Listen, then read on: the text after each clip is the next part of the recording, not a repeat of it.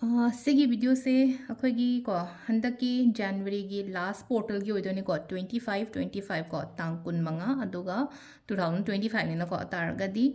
25 ko 25 portal sida akhoi na tawba ya ba se kai no ha ba do adugi matang da ha ba share to jira ke ko khitang waling da share tawre aduduna haidi kai gi no hai kan sa waling da share to ise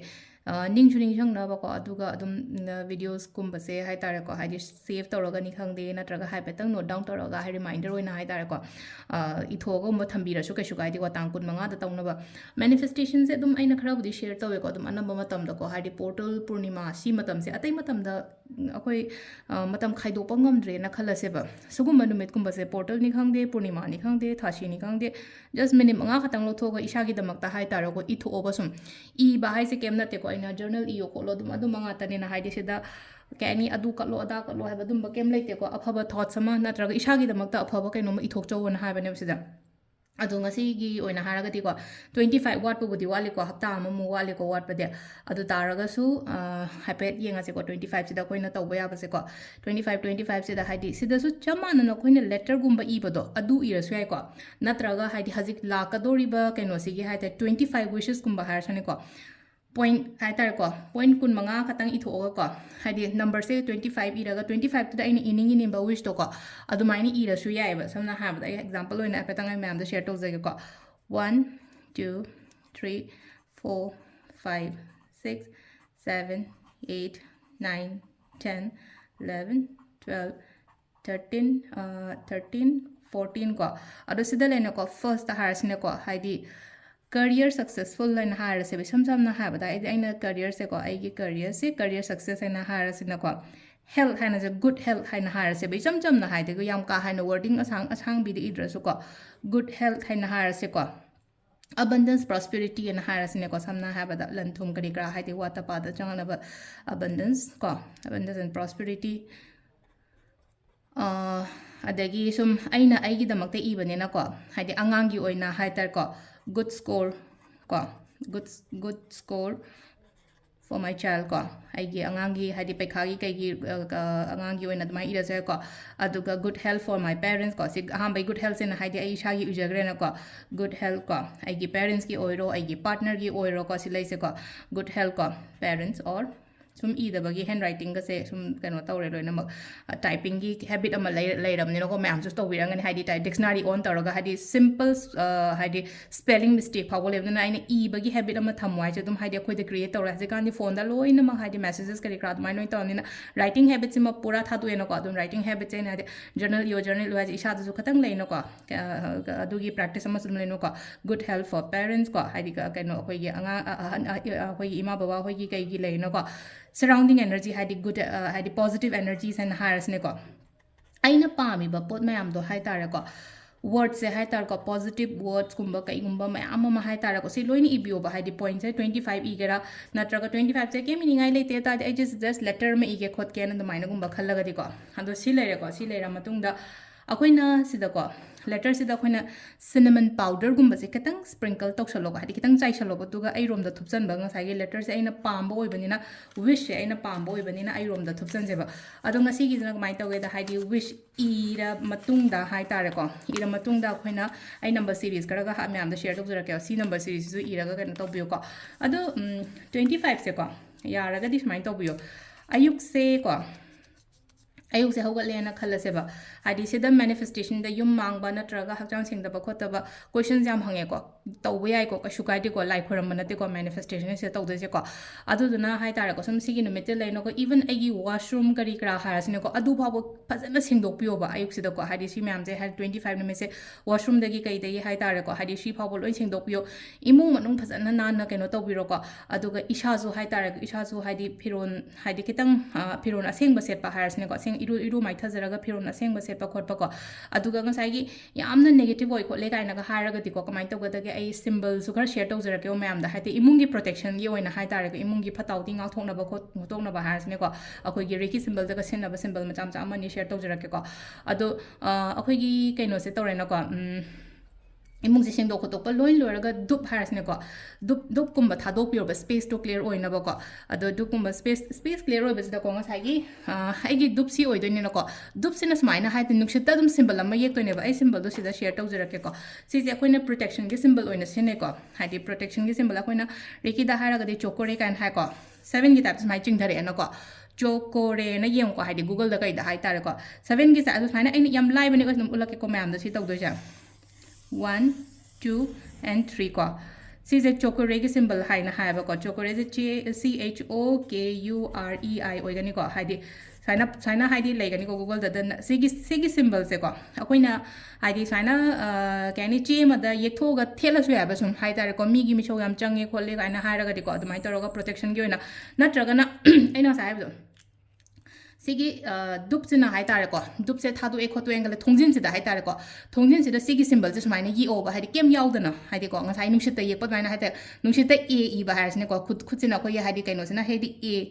B इवस माइना हाइदि सिगी symbol से हाइपेट येंगागा को हाइदि नुम practice regular practice तौरगदि सिगी Junga makhani को माइना ते हाइना चिंगधरानी अदुगा अमा अनि अहुम लकोनजला को अदुगा चिंदगी को हाइदि चोकोरे चोकोरे चोकोरे अहुम लगुम सोन बाय चोकोरे इट्स मीन प्रोटेक्शन कैनोने को हाइदि जापानीज हीलिंग टेक्निक ने को सिदा आइना अखोइना आइना रेकी गुम तमकपनिना हाइदि रेकी से आइना मैम द खितंग हाइदि को सिंपल अमा खतंग शेयर तौजबने को मैम अमा कैनो तौग्रे को सिदा रेकी सिंबल ने सिने जो सिना बिबाय को अदुंग साइगी सि नुमिजे थोंग द कैद नुंती गिदुम नाइन येक थोसो याब साइना हाइदि दुपसिना को दुपसे मै चाइनि को सिदा अदु दुप मै चाइ से माइना हाइदि अखोइगी 7 की टाइप तने हामबसने 7 की टाइप थिंग जाने दुगा अहुम लक्स माइना कोनजलोबो अदुगा जस्ट हाइतारे को वखन से दा हाइतारे को वखन से ना त चिन हायर सो को दुम लाउडली हायर सो चोकोरे चोकोरे चोकोरे अदु वखन द खन बिरो ए इमुंग से प्रोटेक्टेड ओइरे खोले हाइना त को सिगी सिंबल से मसिना बिबाय को एक क्लेंजिंग तौबो एवरी क्लेंजिंग तौबो ओइरो नत्रगा थांगजगुंबा कैगुंबा द सोंगाइरे को नत्रगा नुंती की तौबो ngमगा नुंती की तौदु मलेरे को अदो कनो तौरे ngसाइ wish से सिदादि लेरे को स्क्रीनशॉट लौबिहोरो सिसिना को स्क्रीनशॉट लौबिहोरो अहमबगी से को हंदकी चही हारने को चही गोइना हाद एने से इरिस एने से ये से चोकोरे की हजि के सिंबल दुने को हैना सिजा सिजु हाइ पैतंग कैनो तौगिस तौबिरो हाइदा सिजु स्क्रीनशॉट लौगेसु लौबिरो को अदोंग साइगी सिगी बॉक्स से मा मतुंग दा एने सिदा मचा मचा मचा चोकोरे हादि प्रोटेक्शन गोइना मरी कैनो तौरै को सिजे लाइफ दा सक्सेस ओइना बा हाइतारे को लाइफ दा सक्सेस ओइना बा हाइदि आइना हंदकी चही की प्लान तौरिबा खोलिबा मैम से लोइना सक्सेस ओइगे हाइना खल्लगदि को सक्सेस सेंग साइगी हादि यंगजन बसु दुम यावरैना को यंगजन मा मैम दो ngak thongna bane haina khallaga aina haitara ko sida protection gi symbol mari khatang on maina haida koi bis rapsan bane ko adon number से 672159 सिसिना हाइदि सक्सेस फॉर्च्यून हाइ गुड लक करी करा पोरक नबगी कैनोनी को हाइदि नंबर सीरीज है हारसने को सिमल लेरे को अदुगा सी से हाइदि इसा इसा गे को आइगी दरकार दुगी मतुंग इन ले को सिसिना हाइदि आइना तौरुबो थबा इंखांगदा माइ पाकना बै दमकता को अदुगा नेक्स्ट किना हाइदि जॉब कुंबा तानबा अंगांग कुंबा लेरगति को सी तौबियो को सिगी नंबर से 18 27 39 50 10 37 42 6 22 52 26 18 and 3 by 104 को सिसिना जॉब कुंबा कैगुम अप्लाई तौरगदि हाइदि सिगी ngसाइगी आइगी विश कैनो इरि से लेटर इ सिगा पुलअप हापतोइनि को अदु पुलअप हापा याबरा कैन हंगपसु यावे को हापबुदि या तारगसु लेनो को मेन ओइबा अमा खतंग ओइने इयो हाइदि लोइनमक हापचन गे थारा को याबा एगा जिगी दरकार दो करिनो आइगी लाइफ ता यामना सक्सेस ओइबा पामिरा नत्रगा थबक पामिरा नत्रगा अखोई रिलेशनशिप फनिंगेरा काइन हारगदि अम्मा खतंग ओइन तौबियो को लोइनमक सिंजु मयान गी टाइप त दुमाइना यानजन बिगनु को आइना सुम हादि आइगी दरकार दुगी मतुंगिना स्माइ शेयर तो हादि सिना सुम तौरुबा थबक त अमु हेना ग्रोथ सक्सेस लेनबगी तमक जॉब तानबंग अंगांग आई गोइना हारि सि लेरे को सिसिना को डेप हारसिने को मिगी डेप लेबसु नुआइतेना को डेप कुंबा कैगुंबा लेयन हारगदि को सिगी नंबर सीरीज से हाइपेतंग इथोबिबो ग्रीन ने इरेसे को सपोज अना मिगोंदगी लौगदबनेना खलसे सिगी वीडियो से मोइदा शेयर तौबियो हाइदि मोइनसु तौजरगा हाइदि मोइसु किजु तोनिंग मोइ मी मरन तोन बाइसे को अदुदोना हाइदि सिजे मोइदासु शेयर तौबियो हाइदि मोइना सुम तौजरगा सु हाइदि मोइदा वे लागादि केदोबि पिथोनिंग ओइदोना खोइदा अदुनि सिना डेप की ओइनानि को से मिगी पिछागुम खतंग अखोइदा शो ए खोलेगा हारगदि सिगी नंबर से सिना बया को लास्ट की रेट से दुम खबिराम को रेट से रिलेशनशिप की को अमाइन तौरगा अदो सिदा हारसिना को हाइगी ओइना हारसे आई सागी ओइना लाइफ ता सुम हाइदि आइना तौबो थबक ता हाइता अमुके न माइ पाक पाइना खल्ले को आइगी ओइना हारगदि सिगी कैनो से हाइतार को नंबर सीरीज से आई लौसिलगे को अदुगा माइन तौसे लिकली की कैनो जार गुंबा कई गुंबा लेनो को अमाइना म लौबिरसे को अदो आई से क्रिस्टल्स करा हापे विश चिट से मखा दंग साइ यंत्र सिगा को आइगी लेटर सिगा सिदा हापचलेना को ꯑꯗꯣ ꯁꯤꯗ ꯑꯩꯅ ꯄꯥꯏꯔꯤꯕ ꯇꯝꯕꯜꯁꯤꯡꯁꯦ ꯂꯩꯔꯤꯕ ꯄ꯭ꯂꯥꯅꯦꯠ ꯃꯌꯥꯝꯁꯤꯒ ꯂꯣꯏꯅ ꯔꯤꯂꯦꯠ ꯑꯣꯏꯀꯣ ꯑꯍꯥꯟꯕꯗ ꯑꯩꯈꯣꯏꯒꯤꯀꯣ ꯁꯤ ꯂꯩꯀꯣ ꯃꯟꯗꯦꯒꯤ ꯑꯣꯏꯅ ꯃꯨꯟꯁꯇꯣꯟ ꯍꯥꯞꯄꯦꯀꯣ ꯃꯨꯟꯁꯇꯣꯟꯁꯦ ꯂꯩꯅ ꯏꯃꯣꯁꯅꯦꯜ ꯑꯣꯏꯕ ꯌꯥꯝꯅ ꯁꯦꯟꯁꯤꯇꯤቭ ꯑꯣꯏꯌꯦ ꯍꯛꯆꯥꯡ ꯅꯨꯡꯉꯥꯏꯇꯦ ꯈꯣꯠꯇꯦ ꯍꯥꯏꯔꯒꯗꯤꯀꯣ ꯃꯨꯟꯁꯇꯣꯟꯁꯦ ꯐꯩꯀꯣ ꯑꯗꯨꯅ ꯃꯨꯟꯁꯇꯣꯟ ꯑꯃ ꯍꯥꯞꯄꯦꯀꯣ ꯅꯦꯛꯁꯇ ꯔꯦꯗ ꯀꯥꯔꯅꯤꯂꯤꯌꯟ ꯀꯣ ꯍꯥꯏꯗꯤ ꯉꯁꯥꯏꯒꯤ ꯃꯟꯗꯦ ꯄꯣꯛꯄ ꯃꯤꯒꯤ ꯁꯣꯏꯔꯦ ꯔꯦꯗ ꯀꯥꯔꯅꯤꯜꯁꯤꯅ ꯑꯃꯨꯛ ꯍꯥꯏꯗꯤ ꯍꯛꯆꯥꯡꯒꯤꯁꯨ ꯐꯩ ꯑꯗꯨꯒ ꯂꯩꯕꯥꯛ ꯄꯣꯛꯄ ꯃꯤꯒꯤ ꯑꯃꯁꯨ ꯂꯩꯔꯦꯀꯣ ꯑꯗꯨꯃꯥꯏꯅ ꯇꯧꯔꯒ ꯑꯗꯨꯒ ꯒ꯭ꯔꯤꯟ ꯑꯦꯚꯦꯟꯆꯨꯔꯤꯟ ꯀꯣ ꯒ꯭ꯔꯤꯟ ꯑꯦꯚꯦꯟꯆꯨꯔꯤꯟꯁꯤꯅ ꯍꯥꯏꯗꯤ ꯂꯥꯏꯔꯤꯛ ꯂꯥꯏꯁꯨꯒꯤ ꯁꯛꯁꯦꯁꯀꯤ ꯑꯣꯏꯅ ꯍꯥꯏꯔꯒꯗꯤ ꯏꯠꯁ ꯑ ꯁꯛꯁꯦꯁ ꯁ꯭ꯇꯣꯟ ꯀꯣ ꯑꯗꯨꯒ ꯌꯨꯝꯖꯀꯩꯁ ꯄꯣꯛꯄ ꯃꯤꯉꯩꯒꯤ ꯑꯣꯏꯅꯁꯨ ꯑꯣꯏꯅꯀꯣ ꯁꯤꯇ꯭ꯔꯤꯟꯁꯦ ꯈꯤꯇꯪ ꯌꯦꯜꯂꯣꯋꯤꯁ ꯑꯣꯏꯀꯣ ꯁꯤꯗꯩꯁꯦꯀꯣ ꯁꯤꯇ꯭ꯔꯤꯟꯁꯦ ꯍꯥꯏꯗꯤ ꯔꯤꯂꯦꯠꯁꯦ ꯖꯨꯄꯤꯇꯔ ꯍꯥꯏꯔꯒꯗꯤ ꯒꯨꯔꯨ ꯁꯤꯗꯁꯨ ꯂꯩꯅꯀꯣ ꯊꯕꯛ ꯏꯪꯈꯥꯡ ꯀꯔꯤ ꯀꯔꯥ ꯒ꯭ꯔꯣꯠ ꯁꯛꯁꯦꯁꯁꯤꯁꯨꯅꯤꯀꯣ ꯀꯩꯅꯣ ꯇꯧꯔꯤꯁꯦ ꯑꯩꯈꯣꯏꯅ ꯔꯤꯄ꯭ꯔꯦꯖꯦꯟ ꯇꯧꯔꯤꯁꯦꯀꯣ ꯑꯗꯨꯅ ꯁꯤꯇ꯭ꯔꯤꯟ ꯍꯥꯞꯄꯤꯔꯁꯦꯕ ꯁꯒꯣꯜꯁꯦꯟ ꯄꯣꯛꯄꯒꯤꯁꯨ ꯑꯣꯏꯔꯦꯀꯣ ꯏꯔꯥꯏꯒꯤ ꯄꯤꯡ ꯍꯥꯞꯄꯁꯦꯀꯣ ꯔꯣꯁ ꯀ꯭ꯋꯥꯔꯠꯁ ꯁꯦꯜꯐ ꯂꯚ ꯍꯥꯏꯇꯥꯔꯦꯀꯣ ꯚꯤꯅꯁ ꯍꯥꯏꯅ ꯍꯥꯏꯔꯒꯗꯤ ꯀꯦꯕ ꯃꯧꯕ ꯈꯣꯠꯄꯁꯦ ꯉꯁꯥꯏꯒꯤ ꯑꯩꯈꯣꯏꯒꯤ ꯀꯩꯅꯣꯒ ꯑꯣꯏꯅ ꯔꯤꯂꯦꯠ ꯑꯣꯏꯔꯦꯅꯀꯣ ꯑꯗꯨꯅ ꯑꯩꯅ ꯔꯣꯁ ꯀ꯭ꯋꯥꯔꯠꯁ ꯍꯥꯞꯄꯦꯀꯣ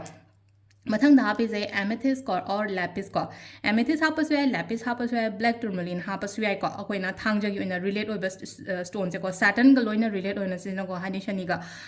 ꯑꯗꯨꯒ ꯀꯩꯅꯣꯁꯦ ꯄꯥꯏꯔꯥꯏꯠꯁꯤꯁꯨꯀꯣ ꯄꯥꯏꯔꯥꯏꯠꯁꯤꯁꯨ ꯑꯩꯈꯣꯏꯒꯤ ꯀꯩꯅꯣꯒ ꯑꯣꯏꯌꯦꯕ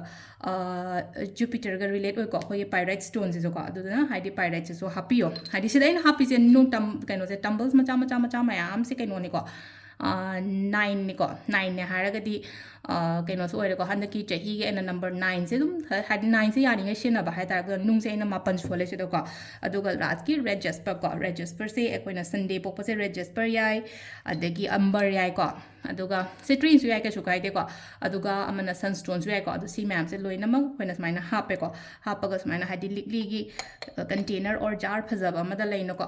ꯑꯩꯒꯤ ꯂꯥꯏꯔꯤꯛ ꯇꯧꯐꯝ ꯅꯠꯇ꯭ꯔꯒ ꯍꯥꯏꯗꯤ ꯑꯩꯒꯤ ꯋꯔꯛ ꯄ꯭ꯂꯦꯁꯇ ꯀꯩꯗ ꯑꯗꯨꯃꯥꯏꯅ ꯊꯝꯕꯤꯕ ꯑꯃ ꯑꯗꯣ ꯉꯁꯥꯏꯒꯤ ꯍꯥꯏꯗꯤ ꯄꯤ ꯖꯤꯗ ꯂꯩꯌꯦ ꯑꯩꯒꯤꯗꯤ ꯃꯐꯝ ꯆꯥꯗꯦ ꯅꯠꯇ꯭ꯔꯒ ꯔꯦꯟꯠꯇ ꯂꯩꯌꯦ ꯈꯣꯠꯂꯦ ꯍꯥꯏꯔꯒꯗꯤꯀꯣ ꯖꯥꯔ ꯊꯝꯕ ꯅꯠꯇ꯭ꯔꯒ ꯑꯉꯥꯡꯒ ꯌꯥꯝꯅ ꯂꯩꯕ ꯈꯣꯠꯄ ꯂꯩꯅꯀꯣ ꯑꯇꯥꯔꯒꯗꯤ ꯏꯆꯝ ꯆꯝꯅ ꯍꯥꯏꯇꯥꯔꯦꯀꯣ ꯄꯥꯎꯆ ꯑꯃ ꯍꯥꯏꯔꯁꯤꯅꯦꯀꯣ ꯁꯤꯒꯨꯝꯕ ꯄꯥꯎꯆ ꯃꯆꯥ ꯑꯃ ꯂꯧꯔꯀꯣ ꯍꯥꯏꯗꯤ ꯁꯦꯡꯒꯥꯎ ꯃꯆꯥꯒꯨꯝꯕ ꯀꯩꯒꯨꯝꯕ ꯑꯃ ꯍꯦꯛꯇ ꯍꯥꯞꯆꯜꯂꯁꯦꯕ ꯑꯗꯨꯃꯥꯏꯅ ꯇꯧꯔꯒ ꯑꯗꯨꯒ ꯁꯤꯒꯤ ꯅꯨꯡ ꯃꯌꯥꯝꯁꯦꯀꯣ ꯁꯤꯗ ꯂꯣꯏ ꯍꯥꯞꯆꯟꯕꯤꯕ ꯊꯝꯃꯣ ꯑꯗꯨꯒ ꯁꯤꯁꯦ ꯑꯩ ꯊꯝꯃꯣ ꯁꯤꯗꯤ ꯌꯥꯔꯒꯗꯤꯀꯣ ꯀꯦꯔꯤ ꯇꯧꯔꯒ ꯑꯗꯨꯝ ꯆꯠꯄꯤꯌꯨꯀꯣ ꯍꯥꯏꯗꯤ ꯄꯥꯎꯆꯇꯒꯨꯝꯕꯗꯣ ꯍꯥꯞꯄꯒꯗꯤ ꯑꯗꯣ ꯉꯁꯥꯏꯒꯤ ꯑꯩꯒꯤ ꯊꯕꯛ ꯃꯐꯝ ꯅꯠꯇ꯭ꯔꯒ ꯑꯩꯅ ꯇꯧꯔꯤꯕ ꯖꯒꯥꯗꯨꯗ ꯍꯥꯏꯔꯒꯗꯤ ꯀꯅꯥꯝꯇ ꯆꯪꯗꯦ ꯑꯩꯉꯣꯟꯗ ꯀꯅꯥꯝꯇ ꯌꯦꯠꯄꯤꯗꯦ ꯈꯣꯠꯄꯤꯗꯦ ꯍꯥꯏꯔꯒꯗꯤꯀꯣ ꯁꯤꯒꯤ ꯀꯩꯅꯣꯁꯤꯗ ꯍꯥꯏꯗꯤ ꯂꯤꯛꯂꯤ ꯀꯩꯅꯣꯁꯤꯗ ꯍꯥꯞꯄꯒ ꯎꯄꯨ ꯃꯅꯨꯡꯗ ꯍꯥꯞꯆꯜꯂꯁꯨ ꯌꯥꯏꯀꯣ ꯑꯗꯣ ꯉꯁꯥꯏ ꯑꯩꯅ ꯍꯥꯏꯁꯦ ꯔꯦꯟꯠꯇ ꯂꯩꯕ ꯅꯠꯇ꯭ꯔꯒ ꯍꯥꯏꯗꯤ ꯄꯤ ꯖꯤꯗ ꯂꯩꯕ ꯑꯉꯥꯡꯉꯩꯒꯤ ꯀꯩꯒꯤ ꯑꯣꯏꯅ ꯍꯥꯏꯔꯒꯗꯤꯀꯣ ꯁꯨꯃꯥꯏꯅ ꯏꯆꯝ ꯆꯝꯅ ꯍꯥꯏꯇꯥꯔꯦꯀꯣ ꯁꯤꯒꯨꯝꯕ ꯑꯩꯈꯣꯏꯒꯤ ꯀꯩꯅꯣ ꯍꯥꯏꯇꯥꯔꯦꯀꯣ ꯄꯥꯎꯆ ꯃꯆꯥ ꯌꯥꯝ ꯊꯣꯛꯄꯅꯤꯀꯣ ꯁꯤꯒꯨꯝꯕꯒꯁꯦ ꯑꯩ ꯍꯥꯏꯐꯦꯠ ꯎꯠꯂꯛꯀꯦꯀꯣ ꯁꯤꯒꯁꯦ ꯂꯨꯄꯥ 10 ꯈꯛꯇꯪ ꯄꯤꯕꯅꯦ ꯁꯤꯂꯥꯏꯁꯦ ꯁꯤꯅ ꯑꯩꯈꯣꯏ ꯑꯉꯥꯡꯅ ꯊꯝꯕꯩꯅꯦ ꯃꯥꯏꯁꯨ ꯁꯨꯝ ꯁꯨꯃꯥꯏꯅ ꯍꯥꯞꯆꯜꯂꯒ ꯁꯨꯝ ꯊꯝꯕꯩ ꯃꯥꯏ ꯂꯥꯏꯔꯤꯛ ꯇꯧꯐꯝ ꯊꯝꯕꯩꯀꯣ ꯑꯗꯨꯒ ꯁꯤꯒꯨꯝꯕ ꯄꯥꯎꯆ ꯑꯣꯏꯔꯣꯀꯣ ꯅꯠꯇ꯭ꯔꯒ ꯁꯨꯃꯥꯏꯅ ꯇꯧꯔꯒ ꯑꯗꯨꯝ ꯊꯝꯕꯤꯔꯁꯨ ꯌꯥꯔꯦꯀꯣ 25ꯁꯦ ꯁꯤꯃꯒ ꯇꯧꯕꯤꯔꯣꯀꯣ ꯑꯗꯨꯒ ꯃꯊꯪꯒꯤ ꯄꯣꯔꯇꯜꯗꯗꯤ ꯀꯩꯅꯣ ꯇꯧꯔꯅꯤ ꯑꯩꯁꯨ ꯁꯤꯗ ꯀꯩꯅꯣ ꯂꯩꯔꯔꯣꯏꯀꯣ ꯍꯥꯏꯗꯤ ꯍꯜꯂꯗꯕꯅꯤꯅ ꯃꯊꯪ ꯅꯦꯛꯁꯀꯤ ꯑꯩꯈꯣꯏꯒꯤ ꯐꯦꯕꯀꯤ ꯄꯣꯔꯇꯜꯗꯗꯤ ꯃꯄꯥꯟꯗꯒꯤ ꯑꯣꯏꯅ ꯁꯦꯝꯃꯅꯤꯀꯣ ꯁꯤꯁꯤꯅ ꯑꯩꯒꯤ ꯑꯣꯏꯅ ꯂꯥꯁ ꯄꯣꯔꯇꯜ ꯁꯤꯗ ꯁꯦꯝꯕꯩꯀꯣ ꯃꯅꯤꯄꯨꯔꯗ ꯂꯩꯔꯤꯉꯩꯒꯤꯀꯣ ꯁꯤꯃꯁꯨ ꯇꯧꯕꯤꯔꯣ ꯃꯌꯥꯝ ꯑꯗꯨꯒ ꯇꯧꯔꯨꯕ ꯊꯕꯛꯇꯁꯨꯀꯣ ꯍꯥꯏꯗꯤ ꯃꯥꯏ ꯄꯥꯛꯃꯤꯟꯅꯔꯁꯦ ꯃꯌꯥꯝ ꯂꯣꯏꯅꯃꯛ ꯍꯥꯏꯇꯥꯔꯦ ꯁꯤ ꯇꯧꯕ ꯃꯇꯝꯗ ꯍꯥꯏꯁꯦ ꯕꯤꯂꯤꯐ ꯀꯩꯝ ꯅꯠꯇꯦꯀꯣ ꯏꯁꯥꯒꯤ ꯊꯥꯖꯕꯗꯨꯅꯤꯀꯣ ꯊꯥꯖꯔꯒ ꯇꯧꯕꯤꯌꯣ ꯊꯥꯖꯗ꯭ꯔꯗꯤ ꯇꯧꯔꯨꯅꯨ ꯍꯥꯏꯗꯤ ꯅꯤꯡꯁꯤꯡ ꯃꯥꯡꯖꯤꯡꯅꯔ ꯇꯧꯒꯅꯨꯕ ꯁꯤꯒꯨꯝꯕ ꯄꯣꯠ ꯃꯌꯥꯝꯁꯦꯀꯣ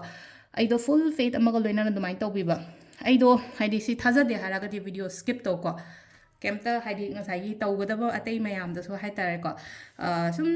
ꯅꯦꯒꯦꯇꯤቭ ꯀꯩꯅꯣꯝꯃ ꯂꯥꯛꯄꯁꯨ ꯑꯗꯨꯝ ꯌꯥꯎꯋꯦꯅꯀꯣ ꯑꯗꯨꯗꯨꯅ ꯍꯥꯏꯇꯥꯔꯦ ꯑꯩꯅ ꯇꯧꯅꯤꯡꯕ ꯑꯣꯏꯗꯤ ꯇꯧꯕꯤꯌꯣ ꯇꯧꯅꯤꯡꯗꯕ ꯑꯣꯏꯇꯥꯔꯗꯤ ꯖꯁ ꯁ꯭ꯀꯤꯞ ꯑꯗꯨꯒ ꯑꯇꯧꯕꯉꯩꯀꯣ ꯐꯖꯅ ꯍꯥꯏꯗꯤꯀꯣ ꯃꯌꯥꯝ ꯁꯛꯁꯦꯁ ꯑꯣꯏꯕꯁꯨ ꯑꯣꯏꯔꯁꯅꯨ ꯑꯩꯁꯨ ꯑꯣꯏꯖꯔꯒꯦ ꯊꯦꯡꯛ ꯌꯨ